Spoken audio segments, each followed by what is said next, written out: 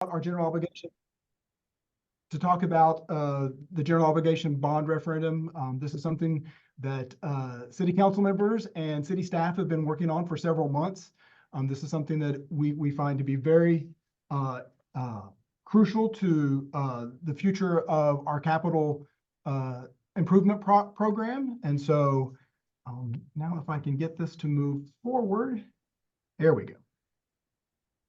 Yeah, and so I guess the big question is really want to start with is, what is a general obligation bond referendum? I mean, really, ultimately, at the end of the day, it is just one of many financing mechanisms that the city has. It's one of our financing tools in order for us to finance big capital projects.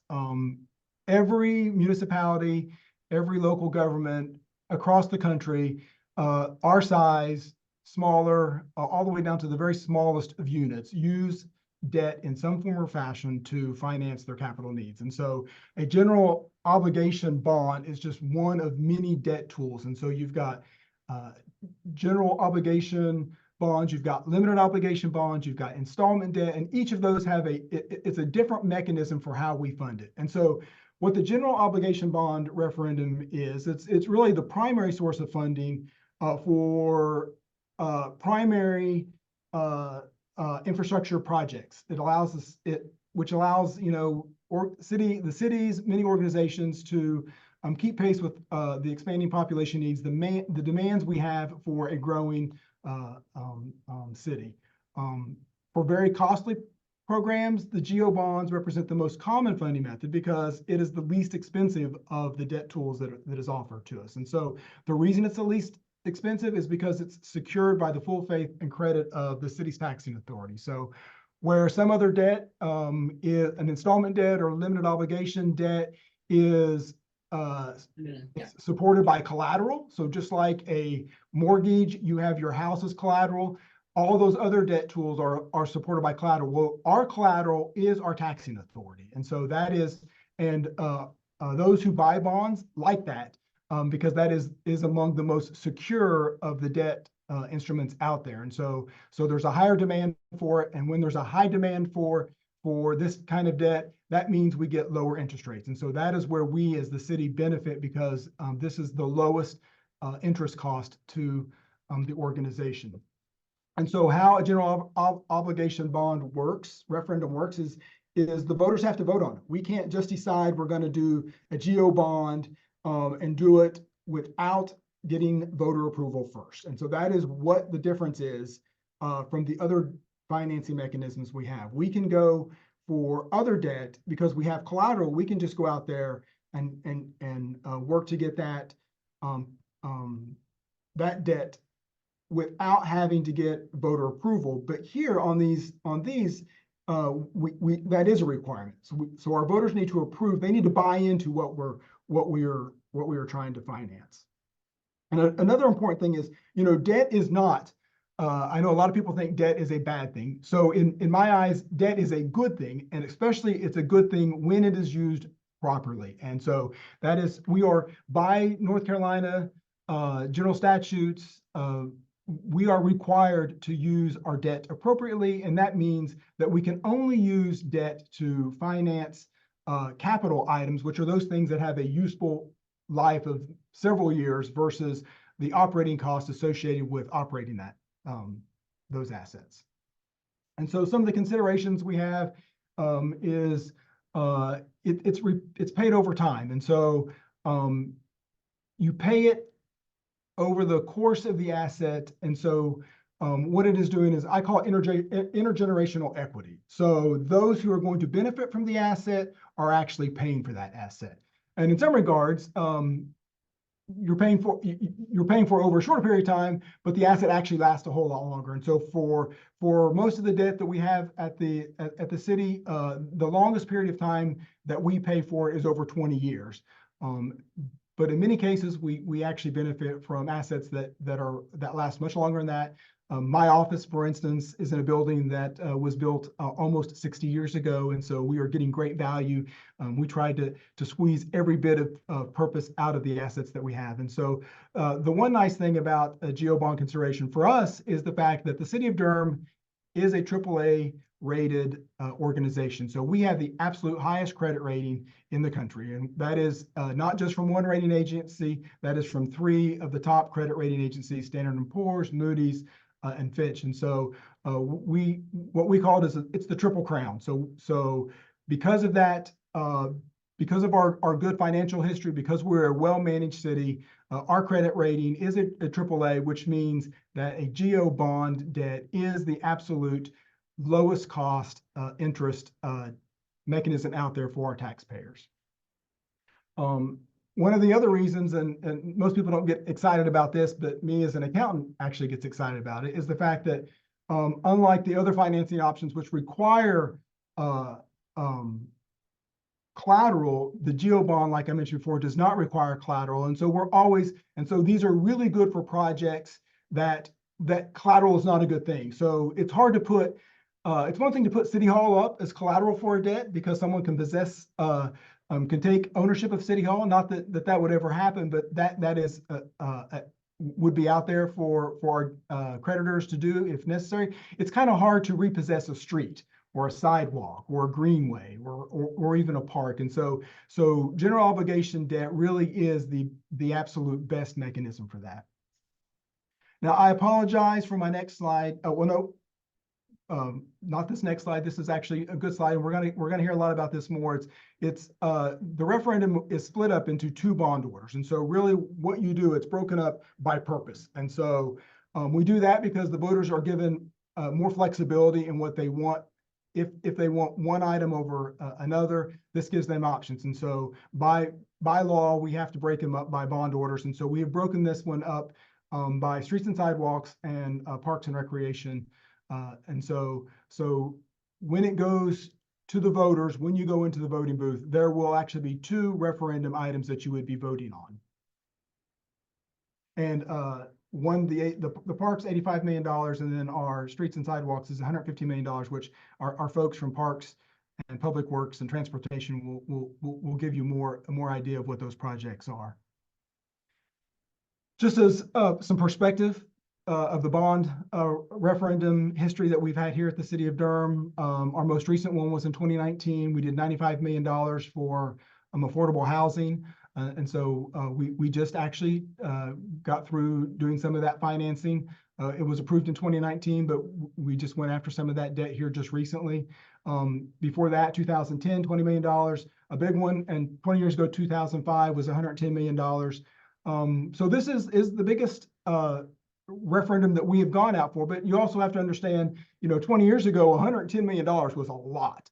And so, I would almost put this one on par with the one we did in 2005 when you consider the inflation over time. And that actually is something I wanted to talk about as well before, is the fact that, debt is good. So we could choose to pay for these out of pocket, but in order to do that, we would have to save that money up. And so really, if we were to say we wanted to build a park and it was going to cost, $10 million, and we needed to save for that, and it took us 5 years to save for that park. Well, by the time we got to that $10 million in that period of time, the park would cost more than anyway. And so really that interest that we're paying on debt really is very competitive with what the cost of goods would be for that debt. So this is where I sort of apologize. I always feel like I have to sort of show my work. And so what is that financial impact to the city? And so that really, what is that? That's our debt service. What are we paying for principal and interest? And so for a $200 million debt issuance, the way we would have this one structured is we probably would do 2 issuances of 2 tranches of $100 million each. And so over a 20-year period of time, you're looking at an average debt service that would be $14.2 million a year. And so that is, significant. But what I want to point out is the total debt service on that would be about $312 million. But this is what you're seeing here is assuming a 5.34% interest rate over 20 years. That is significantly higher than what we actually would get because we're a AAA agency, but that is the rate that we are required to use by new requirements of the General Assembly, because that is what the average or the highest interest rate would be of a government in North Carolina. And so really and truthfully, our interest rate would be somewhere more along the line of 3.6%. And so that would make that $312 million debt service amount really be about $36 million less than that amount. But really, what does that mean? At the end of the day, that is what we're paying in debt, but what does that mean from a tax rate perspective? And so the financial impact from a tax rate perspective is it would be about, at the 5.34%, we're looking at about 3.45 cents increase in a tax rate, because at the end of the day, most GO bond referendums result in a tax rate increase. That doesn't necessarily mean we have to, but it is highly likely that that is what the result would be. And so what we would be looking at is a 3.45% tax increase starting in FY26 to help cover the cost of that. Over time, that impact would decrease, but it would take about 7 years for it to decrease from there. Because the way we structure our debt, and I don't know if you had keen eyes, you would see that the way we are required to pay for debt in North Carolina for projects like this, it's level principal payments, not level debt service payments. And so unlike your mortgage where you just have the same payment every month, what we are doing, we're taking the more conservative approach, and every year we're paying a level principal payment, which then means at the beginning our costs are higher, but over the course of the loan, our interest, we generate much more savings in interest rate. But ultimately, what does that mean to you, the taxpayer? And what does that mean is what you'll be paying for. And so what I did is I broke out the actual tax rate based upon the value of property. And so if you're looking at on a $100,000 piece of property at a tax rate of 3.45 cents, you're looking at an increased tax rate, a tax bill of $34.50. If you break it out by the parks or by the bond orders, that would mean $14.66. For the roads and sidewalks, that would be $19.84. And so again, so for instance, say my house is worth $300,000, I would be looking at a tax amount for that first year of $103.50. And so I want to just show you this chart just to sort of give you an idea. I think the way we sometimes show it is just, the average cost of a house, but knowing that those prices fluctuate a lot. If you look at it on a $100,000 basis, you're looking at $34.50 is actually the tax impact on that. And so I think I probably flew through that pretty quickly, and I know there's going to be times for questions, but I really wanted to get to, I think probably what a lot of the people are more interested in is more of what those projects are. And so I believe that Aaron Convery is so you're there, Aaron? Okay, so yes, I'm here. Thanks, Tim. Let me stop sharing. How do I do that? And yes, we're going to have the city staff make their presentations, and then we'll have time for questions. Great. Yes. So did I stop sharing? Let's see. I'm going to see if I can go ahead there and we go. share my. Can you all see my presentation now? Yes, we can. Okay. Yeah. Sorry, what was that? I said streets and sidewalks. Yes, we can see that. Okay, great. Perfect. All right. Well, thank you, everyone. My name is Erin Convery. I'm the Transportation Planning Manager with the city's Transportation Department. And as Tim mentioned earlier, we're looking at 2 different bonds here. So I, along with my colleague Tasha Johnson from Public Works, are going to be sharing a little bit about the bond proposal for streets and sidewalks. So to start, I'll share an overview of the new sidewalks that have been identified to be included in the bond, and then Tasha will cover street maintenance, sidewalk maintenance, and paving of our gravel roads. Let's see. Oh, there we go. So in the chart that Tim shared earlier, you may have seen that of the streets and sidewalks bond, we're proposing 60 million of that to fund new sidewalks in the city of Durham. So these are sidewalks that are in development, in design in the transportation department. And how these were identified is that these are the sidewalks that are furthest along in their project readiness. So when we are planning, funding, and designing sidewalks, they start at that planning stage, move into design. Then there's a phase called right-of-way acquisition, where the property needed to construct the sidewalk is acquired, and then they move into construction. So all of the projects that have been identified for the bond are projects that are already in that right-of-way acquisition phase. So they are pretty far along in the project delivery process, and therefore the bond funding would be able to kind of expedite construction of these projects. So what does that $60 million include? We are looking at 25 unique sidewalk corridors and gaps throughout the city. You can see them here on the map. From a project development perspective, those have been grouped into 11 distinct sidewalk projects that are moving through that pipeline process that I mentioned earlier. And within these 25 unique corridors and sidewalk gaps, we're looking at approximately 12.4 miles of sidewalk. And Tim mentioned earlier, or Carl mentioned earlier, that there's a equitable and green infrastructure lens to the bond. I did want to mention that many of these sidewalks projects do serve areas that have been identified through different city processes, such as our equitable and green infrastructure program, or how we prioritize equity when it comes to our capital improvement plan. And you can see those kind of spread across the city here.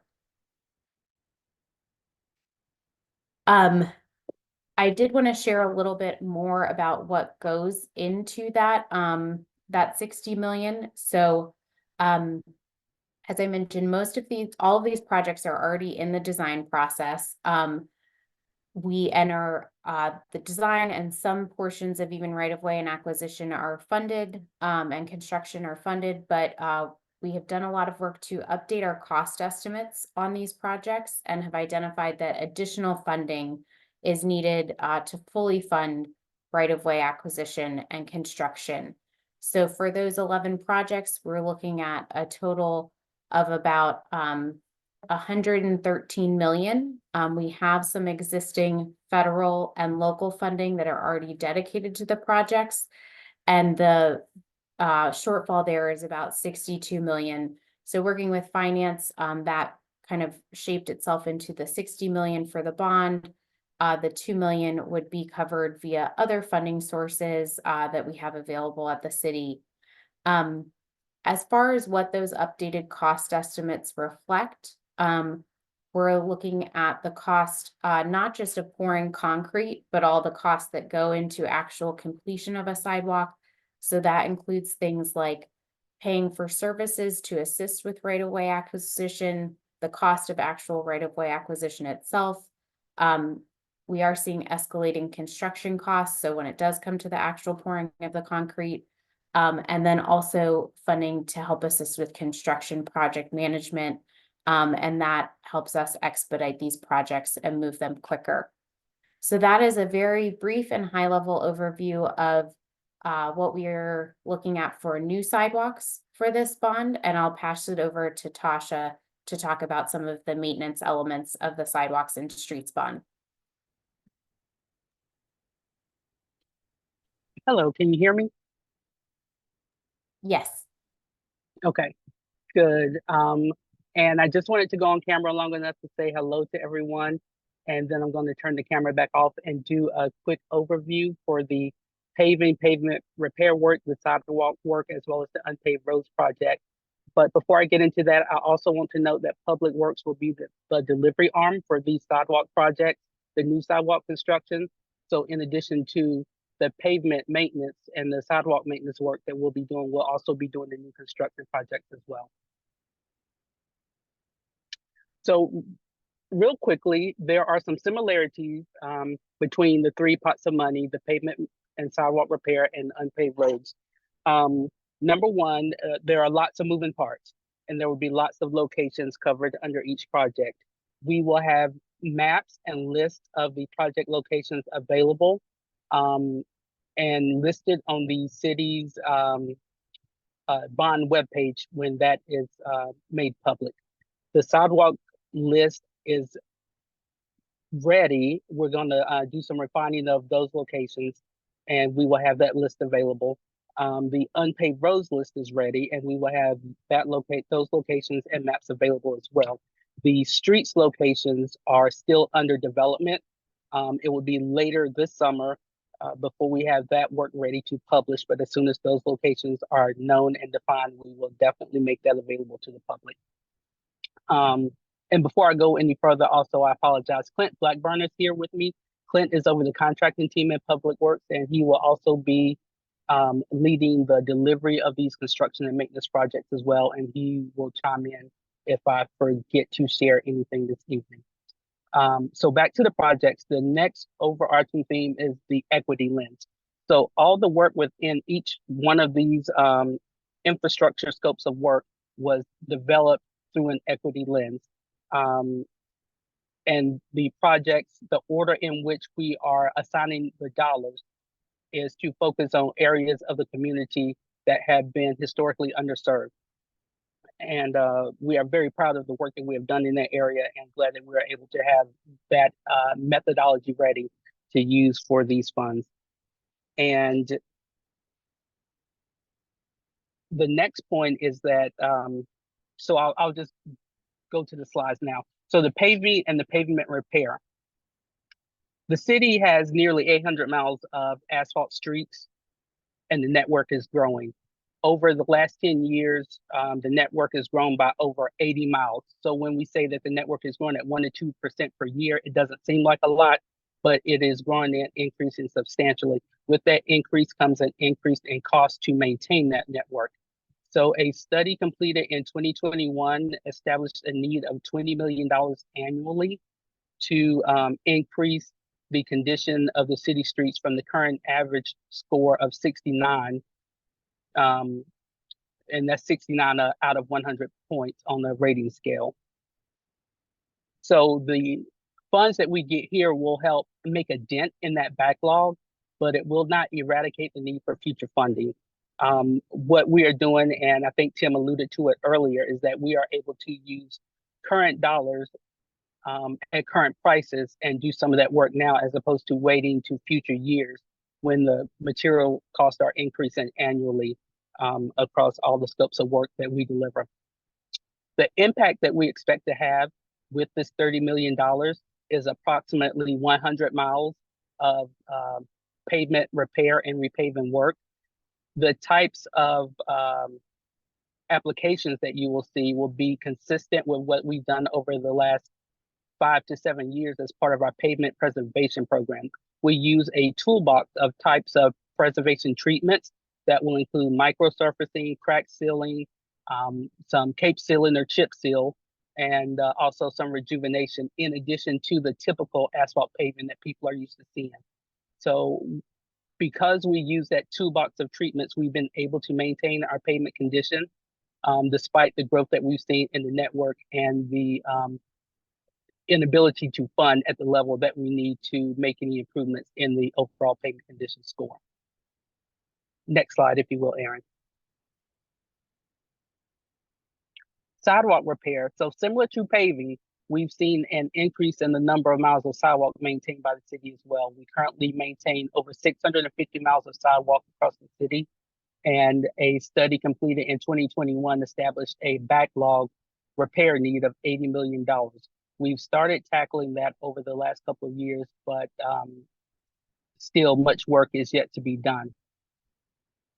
Similar to the pavement, we will use a combination of treatments, but most of the work you will see for sidewalk repair will be the typical remove and replace type of repair need. $15 million, of course, will accelerate the work, as I explained, for paving and take advantage of current material prices. And the impact that we anticipate having with the $15 million for sidewalk repair is to address the repair needs for 100 miles of sidewalk, and that includes over 1,800 locations across the city. And again, we have prioritized that work through an equity lens. So with these dollars, what we expect to do is focus in the areas of the city where the residents are most dependent on non-vehicle modes of travel throughout the city, whether that be sidewalk, buses, and other modes of travel throughout the city. And the next slide, please, Aaron. Lastly, unpaved roads will be $10 million under the bond program. In 2019, council directed Public Works to pave all remaining unpaved roads in the city over the following 10 years. So far, we've received 5 years of funding, and we've been able to reduce the number of roads, or the number of miles rather, from 19 miles to just under 11 miles of unpaved roads remaining. As you can see in the little clip of the map over to the far right bubble, those locations are located all over the city. So there were nearly 180 individual street sections that were assessed as part of that study. And we still have many more to go with 11 miles of unpaved roads remaining. So with the $10 million, we expect to be able to pave all remaining roads, accelerate delivery of that program ahead of the 2029 deadline. And that work we expect to happen fairly quickly. Once we're able to go under contract, it should take no more than one construction season to deliver that portion of the project. For sidewalk repair and for the paving work, it will take at least 2 construction seasons just due to the volume of work combined in both of those projects. But for unpaved roads, we expect we can complete that in one construction season, which is generally from March, April to late fall, October, November. I do want to point out for unpaved roads, we're not going to be constructing roads. We are simply paving the roads. To construct the roads would be significantly more costly and would be inconsistent with the scope of work that we've done on the with the first 5 years of funding. So what paving the road means is that we'll clear off any loose stone and gravel on the top. We may do some slight profiling of the surface, and then we'll apply the asphalt layer to the surface of the road. We will not widen, we will not be moving utilities, we will not realign the road or address any vegetation or drainage needs with that scope of work. But I just wanted to make that clear, so when people see unpaved roads, we will be simply paving the roads and not constructing them. And so that is a high level overview of what we'll be doing with the maintenance portion of the bond funds. And again, the maps will be available as soon as the website is ready for the unpaved roads. We hope to have the maps fairly soon, within the next couple of weeks, for sidewalks, and then the paved locations will be later this summer and made available on the website. And that is all I have. Tasha, if you don't mind, I'd like to put a little caveat on the unpaved roads. It's more than likely that it will take 2 years for us to get that one done too. Mostly it's because the contractor who does that work is also the sub for the paving work, and they don't really have the crews to do both. So it's more of a staging issue than it is a work issue. So it's likely will take a couple of years to get the unpaved roads done as well. Okay, thank you, Frank.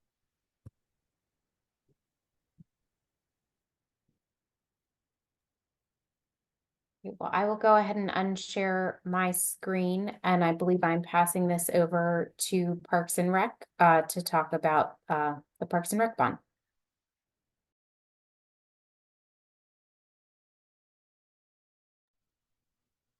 Hello, everybody. My name is Wade Walcott with Parks and Recreation Department, and just appreciate the opportunity tonight to talk a little bit about this. And I can be available any other time after this night if you have any follow-up questions on any of the projects that we're going to talk about.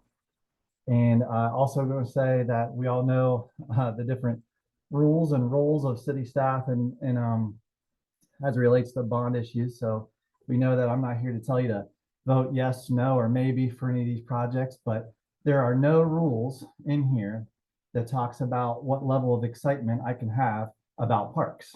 So I am excited about these opportunities and these improvements. And I think you should have a problem with your parks director if he wasn't excited about the opportunity. So that's where I'm coming from, because I see these as great opportunities for the whole community, of course, and I have a lot of excitement around it. So just wanted to share that much with you. And also a little bit of context. One of the other nice things about this opportunity is these are projects that came to fruition and came to be where they are today as a result of community engagement. And this is something that at the time when we did this process and followed our equitable blueprint in terms of engagement, that we probably had the most engagement in terms of numbers that any city project had up until this point. But numbers don't mean everything. It's also, of course, about the quality of the engagement. So it's more than just comments and surveys, but our process included going to where people were. So we went to a lot of community-based events and went to the parks themselves. And we made sure in our engagement that we even paid attention to zip codes, because we wanted the most input about these park improvements to come from the folks that use the parks the most. So that was very important for us. So this process was well over a year and concluded about maybe a year ago, that we did this for Longmeadow Park, East End Park, and Merrick Moore Park. And this section of Merrick Moore is the site formerly known as Wheels. So to give you some geographic context here, let me quickly share one portion here. So you can see here on this map, we'll talk about first is Longmeadow Park. You can see here my cursor, we have the ball fields here, creek runs through here, parking lot, playground, pool. All right, and so this is Alston Avenue. And if you cross the Holloway here, you're going to start to run into other city property here and East End Park. East End Park includes this area, but also this area and over here basketball courts. Okay, so I want to visually and geographically get you oriented to where we are here. This eyesore here is city property and was the former sign and signal shop. And the project itself, and I'll get into a little bit more detail, but around early 30s, when we got this land donated to us, these two parks were segregated parks. We had traditionally a white park and pool and a black park. And one of many great things that can come of this project and that we learned through our engagement is we can figuratively and literally unite historically segregated parks into one great space. And that would include a separate funded project that's moving forward is the R. Kelly Bryant Bridge Trail that would connect Longmeadow Park, and you could safely cross Holloway Street into here, and then turn this eyesore into beautiful space for people. So I wanted just to visually orient you there. So we also are talking about the former Wheels Fun Center, and I don't think I need to orient anyone there. We know what's going on right now is upgrades to the roller rink. And we're looking for a fall opening for the roller rink. So if you can envision that site, next to that roller rink, we'll have, I'll just show you right now, there's a big parking lot. So let me show you that next. Okay. Make sure you're clear.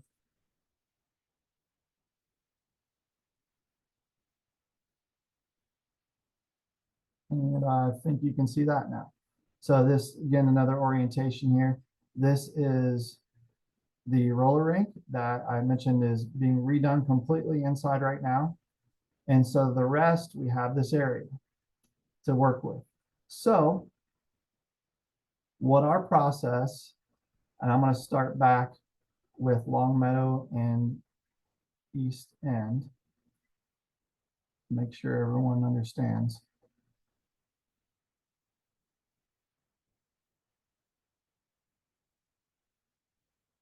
So we're looking at what I showed you a second ago with this of eyesore. We have a lot of crime problems, not a lot of positive park use here at Long Meadow. So we're looking to convert that based on residents' feedback and their dreams, and then turn that into something more like this. So in this vision, you'll see Alston Avenue here. This area was an open field at East End Park where the community really still wanted some sort of aquatic feature or pool in this area. And so this is what we have envisioned for this area of, you can see East End, Alston Avenue. This pool and the one I mentioned at Merrickmore Park will also be the first pools in over 2 decades in the city of Durham. And that's where this project all came from. At the beginning was a comprehensive aquatics plan that a city such as Durham size has an aging infrastructure when it comes to pools and not enough pools to serve everyone. And so that also told us that we didn't have enough aquatic and pool opportunities in the city's east side. And so both Long Meadow, East End, and even around Merrickmore Park, historically underinvested areas. And that's another thing that's exciting about this is we can inject a lot of positive investment into these parks. And these parks not only become some of the best parks for the city of Durham, but I'd argue to become some of the best parks in the triangle for our residents. So this is one area that we envision for East End Park. The sign and signal shop, if you look in the lower corner here, you can see existing canopy structure of a facility that's there. We're envisioning keeping the bones of that and being able to have something like this for cover. And we have this at one of our parks where we do like basketball and tennis. So we could use the bones and infrastructure of this. Now looking forward here, this is East End Park again, Alston Avenue. Over across the street is the pool that I just met, that I showed you earlier. This is across the street of what is now an eyesore of what could be. So we want to create a place that is universally accessible and inclusive.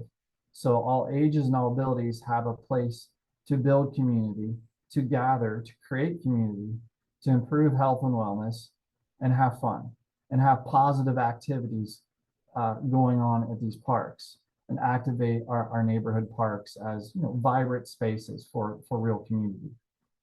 This is just another angle. Here's another version of what you saw earlier of that kind of shelter.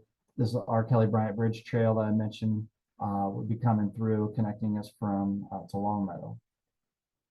So how this came to be, again, was over a year's worth of planning and engagement and getting an understanding from the community of what kind of elements, what kind of activities, passive activities in the parks, but active functions as well. This is looking at what could be for Long Meadow Park. You've got the existing ball fields here. What we've always were running into was the pool. The pool is now decommissioned. It was, if not the oldest, it was the second oldest pool. When it was built, there weren't a whole lot of regulations, if any, about things called floodplains. And it was built right in the middle of a floodplain. In the pump room, it was undergrade. And so we kept that running just as long as we could until we couldn't anymore. So keeping that in mind, that's why one of the reasons in talking to the community of why we have a pool envisioned down the road at East End. This area We can have basketball courts and other state-of-the-art play features and outdoor fitness equipment and things like that that won't be damaged or ruined if there was an occasional flood. Moving over to Merrick Moore Park, this was one of the concepts early on because of engagement of what the pool could look like. And so through this process, when we received all this feedback about what types of features do you want to park, what types of features do you want in a pool or an aquatic facility, we put together a menu of options and saying it could look like this. And you've got some slides. Lazy River, as one specific example, was something that reoccurred that everyone was looking forward to. Fun elements like that. We're also including zero depth entry for little folks, smaller age folks, and folks with different mobility issues. So I'm gonna fly through a couple of these. We're also looking at something fun and has a quote unquote risk feature, if you will, for our older kids or our adults even, of these kinds of features of this, like kind of like rock climbing you can put in here, and if you fall off, you fall in the water. And some great slides for our teens and things like that. So trying to think of something for everyone. So that's part of the vision that our community has shared with us. And here's where we are now versus, and that's again, like I said at the beginning, that's one of the things I'm most excited about is us being able to work with the community for over a year, gather all the information, gather their feedback, show these great images. And I know council has seen this presentation a few times. They've supported it in terms of not only the vision, but also the engagement that went along with it. The only thing left, of course, is a funding mechanism. And so we have this, we potentially could have something like this. So we have the roller rink. One of the things I like about this concept is it's not just an outdoor pool area, but we're adding additional park elements that can be used year round. So some additional green space here. This could be restrooms. It could be a little concession area. This is a little shelter or performance area. You'll see a different image, but over here is a spray ground and also just outdoor playground. So this site can be active year round. It's already across the street from the newest park, Merrick Moore Park as well. So again, you know, here's what we have now. Here's what we could have with Merrick Moore Park, skating in the areas here. This gives you another good example. These are all just, you know, renderings, but the zero depth entry, the chairs in there. I love this drop off with the slide. I mean, that looks pretty high up to me into the pool. But a lot of great things for Durham. Again, this is a little image of a spray ground. So some of the days where it's maybe really warm early in the spring, but the pools aren't open yet, we still have a safe space to get cooled off. So those were just the main features that I, of course, am excited about. I know our team's excited, but the reason we're excited about it is because we were able to capture all this input and vision from our community. And that community, again, young, older, the demographics were varied, and we're really excited about that. So our goal is to make something for everyone, but also to make sure that we have inclusivity as a guiding factor in that. Inclusivity means, can you get to it easy? There's not a financial barrier for any of these programs. And the features that we're making at the playground or at a park or at a pool, they aren't features that you have to be an athletic 25-year-old person to be able to access. We want to keep this in a range of like 4 to 100 years old, that people of all abilities can access these features. So that's, you know, one of the main reasons we're excited about the potential and the impacts it could create for our community. Thank you, Wade. Hey, I think there's a couple of questions in the chat. I don't know.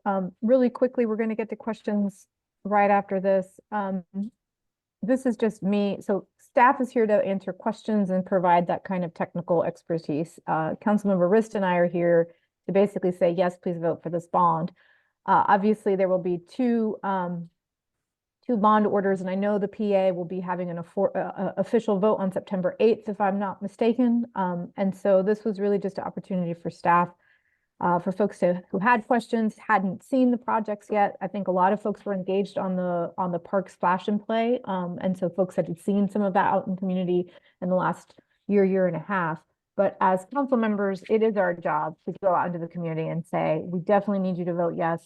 Part of the thing that was not mentioned today is all of this stuff was in our capital improvement plan.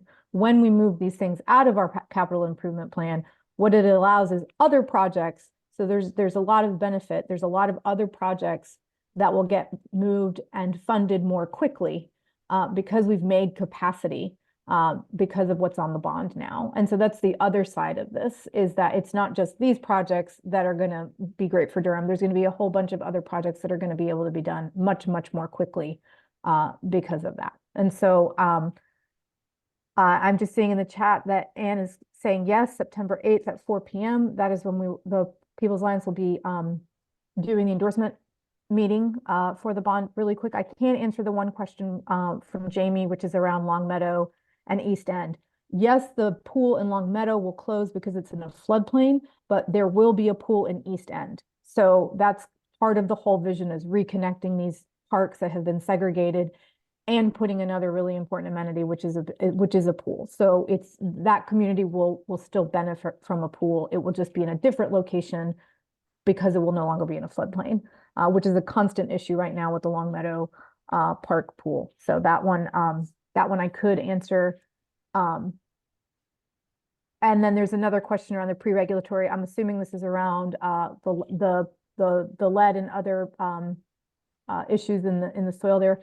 The sign and signal shop, definitely remediation will because of that site will have to happen as well. And so that is part of the plan there. And I think I'm going to let other folks, I think there was a couple other questions in the chat, so I don't know if staff want to. And then Erin, I'm sorry I didn't see you earlier when I was shouting out other staff, so I'm sorry. Erin's here, she's awesome. No worries She's in at our all. transportation department. And then these kinds of presentations will be happening out in community, in person, on Zoom, with other important stakeholder groups. And so if you see things that you want to attend, if you have other questions, if you want to know more, I know that the sidewalk projects, that list is coming, so that will all be made available. I think I am going to give an opportunity for Beverly Thompson to talk a little bit about when the website will be going live, so that we can have that detailed information out in the community as well. But I'm going to stop talking. No, the bond will not be supporting the remediation costs currently in our current CIP. So what we already passed and what already started on July 1 of 2024, there is $5 million to get ahead of the state's plan, so that if there are things that we know we need to do, we don't just have to wait on state dollars. So that the bond is that the remediation is basically operating. We can't use bond dollars for that type of thing. And I'm going to look to Tim to make sure I'm saying that correctly, because that is what council was also, we also had to learn that, what is operating versus what's bondable. So I appreciate that question, Scott. Tim, was there anything you wanted to add to that point that Councilmember Caballero was making? She nailed it. Okay, awesome. So there was one other question. I want to scroll back up to it, and then we are a small group tonight. So if somebody has a question and you want to just go ahead and raise your hand, but I want to lift up Trisha's question. Trisha, are you here? I am, yes. Yeah, do you want to just go for it? Just say your question. Go for it. Yeah. Yeah, so I know I've talked with Carl Ritz and Javiera sort of offline about this, but one of the major concerns that I've seen sort of throughout the county especially is that there's a lot of new construction happening in the county that's not really city property, and so there's sidewalks and, road safety, traffic calming measures that are not being implemented in those sort of newer areas or older areas in the county that are sort of like now being accessed by the city. So what I've heard, I know Javier mentioned last year at one of the council meetings, is that Charlotte has been taking over. Hi, honey. I'm sorry. Charlotte has been taking over some of the DOT owned roads so that they can do some of these changes to them. And I was hoping and wondering if that's something that Durham could do, since I know the majority of the serious injuries and crashes on Durham roadways have been happening on DOT roads. So I was wondering if there's a way to prioritize that. I'll jump in on that one, Tricia. Thanks for the question. And others may also want to jump in, Javier, if you'd like to. So the first thing is, no, the bond is going to pay for, as you heard the staff say, it's more paving roads and so forth. It doesn't address the issue of like the safety and the sort of DOT roads, especially the one-way pairs. But as Javier said, partly what we're doing with the bond is we're creating more space in our annual CIP budget to fund that kind of stuff. And so while that safety stuff and traffic calming, Vision Zero stuff is not necessarily in the bond orders, it is now a greater part of the CIP budget. So for example, next year, there's money in the budget. There's $500,000 for the first phase of design of the conversion of Roxborough and Mangum to two-way. That's about a 3-year process, but we're going to be able to start that because we have more space now in the annual CIP to do that.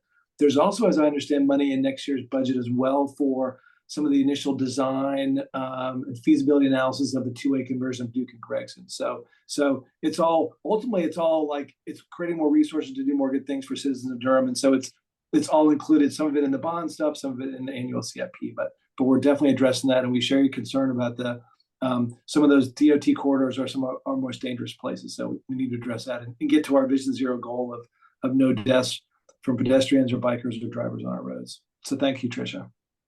And one thing I'll add to that, Councilmember Riss, too, is I do want to highlight that while we aren't, taking over NCDOT roadways or anything with this proposal, several of the new sidewalks are on along NCDOT roadways. So while not addressing maybe the roadway cross section of the vehicle travel lanes, we are through this.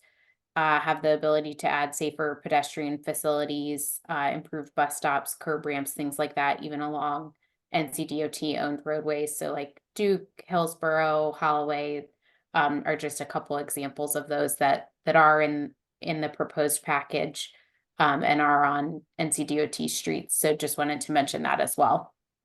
Yeah, thank you for that, Aaron. Sure.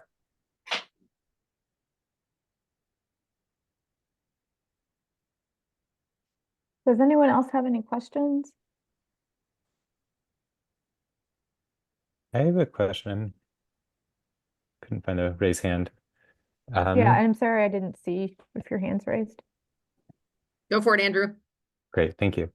My question, so yeah, thanks to council members for their leadership of getting this on the ballot, and thanks to the city staff for all the planning work around these projects. Heavens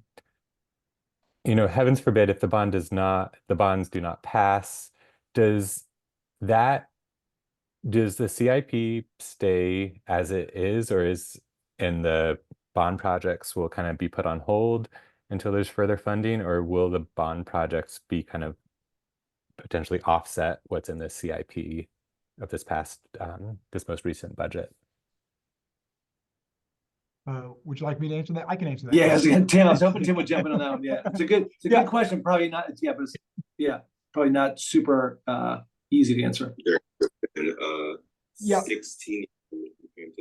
So what would happen is if they do not pass, they would then be reconsidered in next year's CIP process. And so it would just be additional delays or if they even get considered anyway, because that's such a huge amount. So like a park is $50 million. I mean, if I'm not mistaken, I think we funded somewhere like almost $90 million in CIP projects that's already out there. And so it would be sort of hard to just say, oh, we're just not going to fund it in the next cycle. And so what I would say is, yes, for the roads and the sidewalk improvements, we already are continuing to fund those projects. This is just to help us get further along on our list of projects to do. And so there will always be funding for those.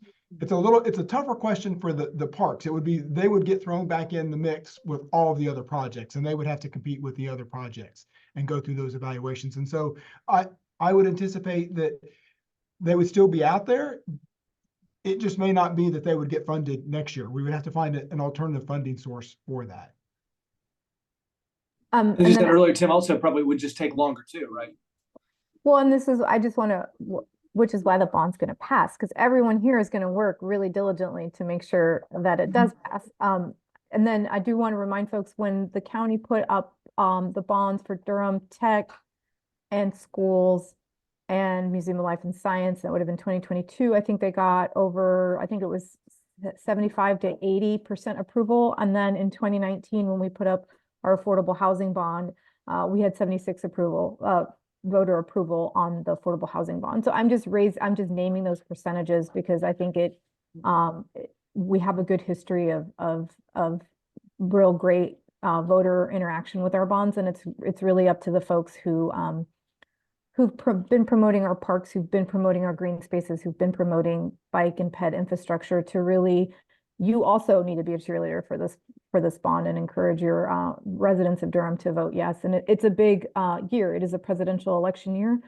We have not put a municipal bond on a presidential election year. And so I think that we're going to have to get through some noise.